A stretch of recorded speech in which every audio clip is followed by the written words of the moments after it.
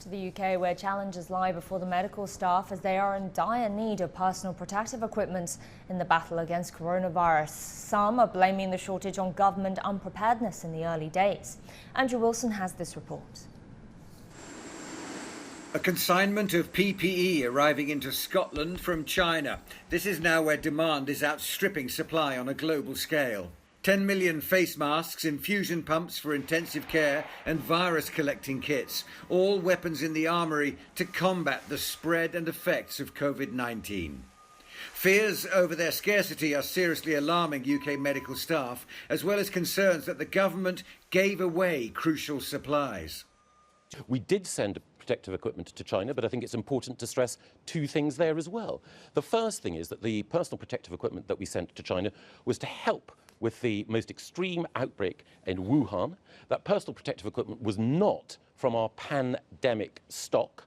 And also, we've received far more from China in personal protective equipment than we've given. So again, if you take that single fact and say, oh, look, we've been running down our stocks, then you create a particular narrative. Downing Street has appointed a top executive to take control of PPE procurement, including international supplies and retasking UK clothing factories. But while the papers speculate about the Prime Minister's absence and eventual plans for lifting the lockdown, there's also been damning criticism that in the vital early weeks, the government reportedly ignored the warnings, was unprepared, and that Boris Johnson didn't take the virus threat seriously. And on the hopes for an effective vaccine, the signals are also mixed. No guarantees, says one expert, while a laboratory in Oxford is reporting progress and some optimism. We haven't immunised anybody yet. We are about to start clinical trials, we hope, towards the end of next week.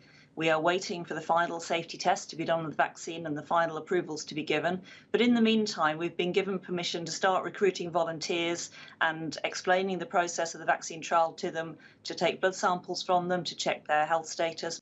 Vaccine or not, immunity or not, soon the government will have to map out exactly what it expects of the country after 3 more weeks of lockdown.